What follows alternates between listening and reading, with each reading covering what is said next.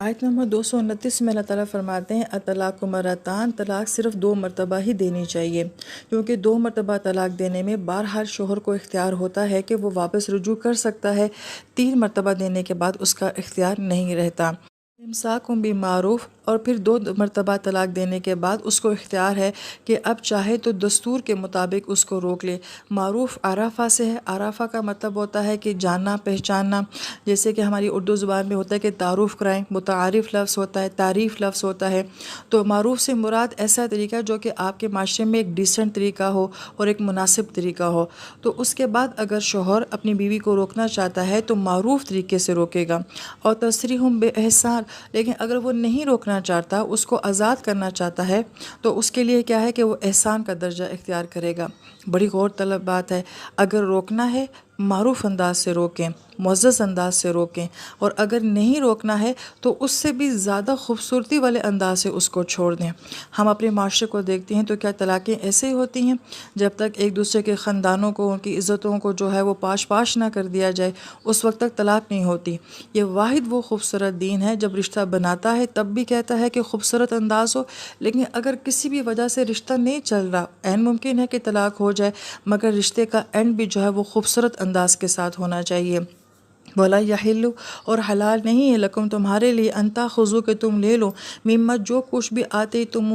نے ان عورتوں کو دیا ہو، شیئن کچھ بھی۔ اور اگر اس دوران یعنی کہ جب آپ کا نکاح تھا، آپ نے اگر ان کو حق مہر دیا ہے یا کوئی تحفے تحائف دیے ہیں، تو اب طلاق دینے کے بعد ان سے حق مہر واپس مت مانگو، وہ تحفے تحائف جو تم نے ان کو دیے تھے وہ واپس مت مانگو، الا مگر یہ کہ ان یخافا، اگر میاں بیوی دونوں کو یہ خوف ہو، اللہ یقیمہ کہ وہ دونوں قائم نہیں رکھ سکتے حدود اللہ تعالیٰ کی حدود کو۔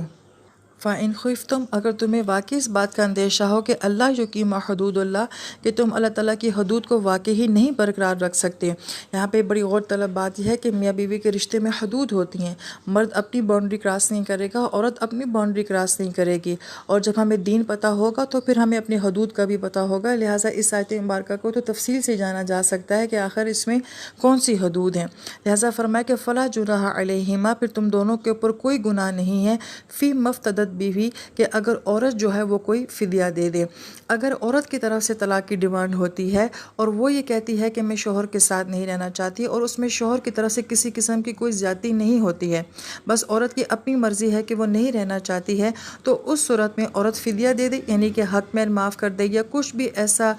تحفہ دے کے، یا کچھ بھی ایسی چیز دے کے اس کے عوض جو ہے وہ مرد سے طلاق لے سکتی ہے۔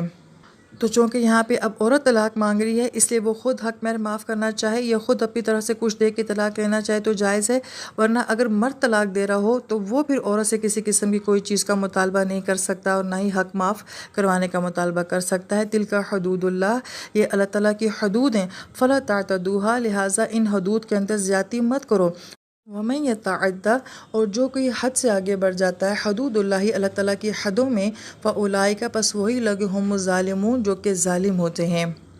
لہٰذا اس آیت مبارکہ کے ضمن میں بہت سارے اخلاقی پہلو بھی ہیں، اور بہت سارے جو ہیں وہ شرعی مسائل بھی ہیں جو کہ فقہ سے متعلق ہیں۔ پھر جب ہم وہ سبجیکٹ پڑھتے ہیں تو اس میں یہ سارے مسائل آ جاتے ہیں، لیکن اخلاقی لحاظ سے جو خوبصورت منظر یہاں پہ بیان کیا گیا ہے کہ میاں بیوی کا تعلق رہے تو عزت کے ساتھ رہے، اگر عزت کے ساتھ نہیں رہ سکتے تو پھر عزت کے ساتھ ایک دوسرے کو چھوڑ دیں۔